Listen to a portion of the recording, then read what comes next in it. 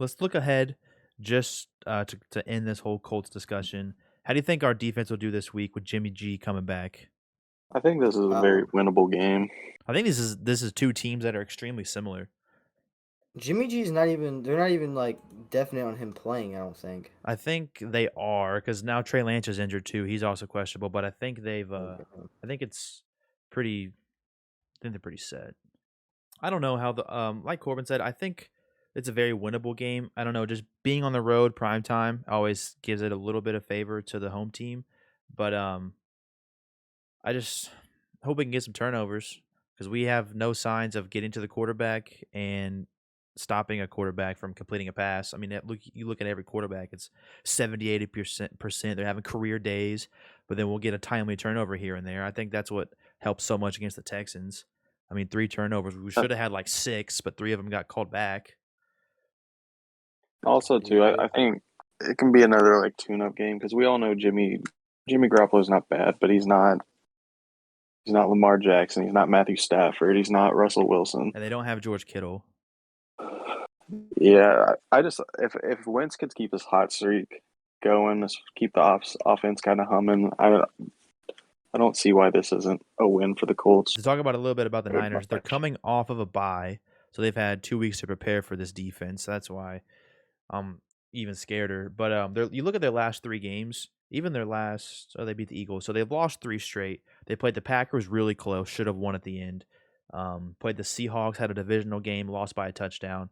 I'm pretty sure that was, I think, Russell Wilson played in that one. I'm pretty sure. And then they played the Cardinals fall before their bye, and they only lost by a touchdown. So they're playing really good teams well, but that's why it's kind of hard to like predict So how this game's gonna go. from a from a Colts standpoint, really, this is what you need to do.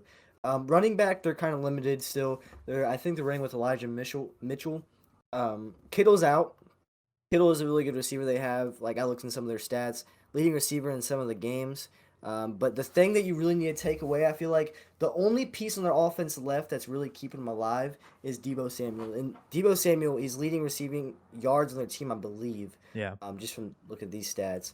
If you take him away, I mean, realistically, there's no like who else they gave the ball to. They have Ayuk playing, but he's getting one reception like every week. So I mean, I don't know. yeah, I'm pretty Debo confident. Samuel 8. Say again. No, go ahead. He had 8 receptions, 156 yards against the Seahawks, and 2 touchdowns. Against the Cardinals, he had three catches, 58 yards, and the only other person with 3 catches was their fullback. So I just think we need to see from the Colts defense. We need to see a pass rush. I think that's their I was biggest waiting flaw to get right my now. chance to say it. 100%. Literally the dead last 30-second team in pressures this year, which is I think that's what I don't think our secondary is amazing by any means, but we have some good pieces. But it gets made like it looks a lot worse when quarterbacks get 5 seconds to throw back there. yeah. It's hard to cover We're for that long. disrupting absolutely nothing. We're making quarterbacks not uncomfortable at all. We're just we're making D-Buck's it the only one way that too does easy for anything, them. Yeah, 100%. So I think I and was he's waiting to doing it say from the that too. interior of the line. No edge rush. He that just shows you how good he is too, because he's. I mean, teams have to go into these games going, look, they don't have any pass rush. Like these guys are easy to block or whatever. Yeah. So we're just going to double, triple team DeForest Buckner, and he gets double, triple teamed and still gets pressure. So I just think that's a testament to him that he's the only one getting pressured, and he's the one getting most of the acknowledgement Well, luckily Quiddy Pay had a nice offensive return line game as far as last. blocks thrown his way. Quiddy Pay is finally back off his hamstring injury. Played okay against the Texans. Didn't really. He had that interception that was really close to not being a pick, but I think they gave it to him. And then we have, like you said, DeForest No, Buckner, it was the other way.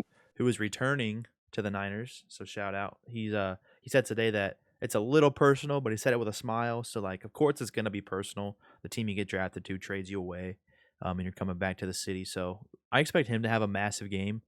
I know a lot of 49ers fans still eight love DeForest sacks. Buckner. Hey, Jesus. All right. I'm saying one, maybe two, maybe a strip sack. That'd be sick. Can we talk? Shit. Can we talk about Darius Leonard real quick? Dude is a menace. Tied with Diggs for turnovers. Turnovers. Quietly too. No one's talking about Darius Leonard. Darius Leonard isn't even at 100%, and somehow every game he I think has his hands on a football. And return it's like fumbles. one of those. It's like one of those things where the defense is so bad. That's why he doesn't get talked about. Yeah, and we have a Is bad like record, so like, it's like yeah, it's like the NBA. I mean, you like there's really good players on bad teams, but they don't get talked about because they're on bad teams. right. So to wrap that up in a bow, a massive game coming up. I mean, every game is so gigantic because of the slow start we had. We don't really have room for error.